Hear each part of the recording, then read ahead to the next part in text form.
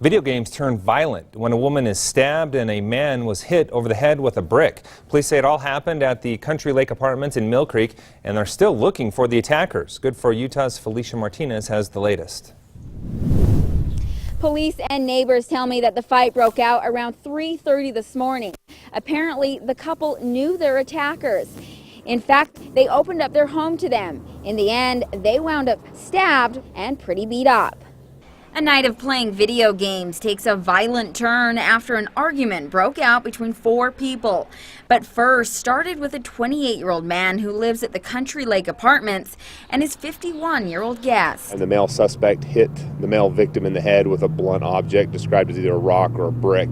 During the scuffle, Lieutenant Justin Hoyle with the Unified Police Department says the 25-year-old woman who also lives at the apartment was woken up by all the racket and was attacked with a knife by a 29-year-old woman who was also just a guest. During their argument, the female suspect stabbed the female victim, and then the two males ended up continuing their physical fight that went outside. Police say at that point a witness got involved and separated the two men. When police arrived, the two guests took off.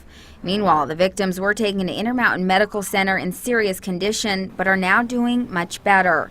Some neighbors living in the same apartment say they aren't too surprised to learn a stabbing occurred, but it still makes them think about moving. It definitely makes me feel unsafe sometimes around here, and I'm not really that surprised. A lot of things happen around here that kind of make you feel a little unsafe in this area.